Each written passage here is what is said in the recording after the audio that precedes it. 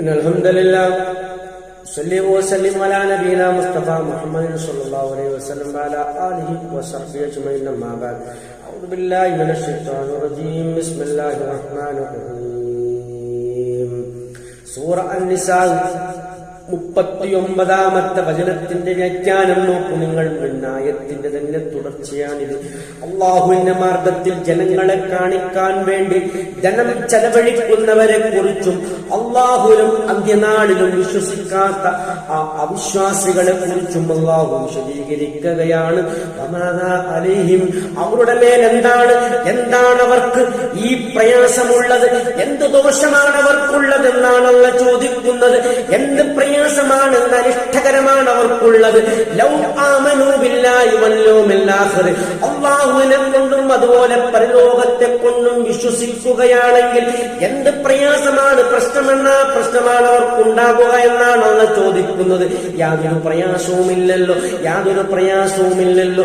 അല്ലാഹുവിനെ കൊണ്ട് വിശ്വസിക്കുകയാണെങ്കിലും ആഖിറം കൊണ്ട് വിശ്വസിക്കുകയാണെങ്കിലും യാതൊരു പ്രയാസവും അവർക്ക് നേരിടാനില്ല.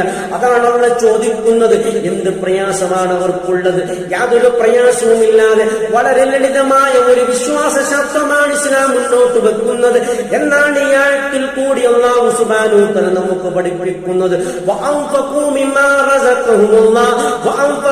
അവർ ചെലവഴിക്കുകയാണെങ്കിലും അല്ലാഹു അവർക്ക് നൽകിയതിൽ നിന്നും ജനങ്ങളെ കാണിക്കാനല്ലാതെ അല്ലാഹുവിങ്കിൽ നിന്നുള്ള പ്രതിഫലം മാത്രം കാംക്ഷിച്ചുകൊണ്ട് അവർ ചെലവഴിക്കുന്നതിന് അവർക്കെന്ത് വിഷമമാണല്ലെങ്കിൽ എന്ത് തടസ്സമാണ് അവർക്ക് നേരിടാനുള്ളതെന്നാണ് അല്ലാഹു ചോദിക്കുന്നത്. വളരെ ലളിതമായ കാര്യമല്ല അല്ലാഹു മുന്നോട്ട് വെക്കുന്നത് എന്നുള്ള ഇസ്ലാമിന്റെ ചില അടിസ്ഥാന ആ വിശ്വാസ ശാസ്ത്രങ്ങളും അതുമായി ബന്ധപ്പെട്ട ഏറ്റവും മികച്ച സൽക്കർമ്മമായ ആ ധനം ചെലവഴിക്കുന്നതുമാണ് ഈ ആയത്തിൽ കൂടി അല്ലാഹു സുബ്ഹാനഹു വ തആല നമുക്ക് പഠിപ്പിച്ചു തരുന്നത്. അല്ലാഹു ആകുന്നു ബിഹിം അലീമ, അവരെ പറ്റി സർവവും അറിയുന്നവനാകുന്നു അല്ലാഹു എന്നാണ് പറയുന്നത്. അവരുടെ പ്രവർത്തനങ്ങളെ കൃത്യമായുള്ള രേഖപ്പെടുത്തി വെക്കുന്നു. അതിനെക്കുറിച്ച് സൂക്ഷ്മമായി അല്ലാഹു അറിയുന്നവനാണ്. അല്ലാഹുവിന്റെ അറിവിൽ നിന്നും വിട്ടുമാറിപ്പോകാൻ അവർക്കൊരിക്കലും കഴിയില്ല. അല്ലാഹുവിന്റെ അറിവ് എന്നുള്ളതാണ് ഏറ്റവും ഭയപ്പെടുത്തുന്ന കാര്യം. മുഅ്മിനീങ്ങളെ സംബന്ധിച്ചിടത്തോളമായെങ്കിലും അവിശ്വാസികളെ സംബന്ധിച്ചായാലും നോക്കൂ നിങ്ങൾ, അവന്റെ അറിവിൽ നിന്നും ആർക്കും തന്നെ തെന്നിമാറാൻ കഴിയില്ല.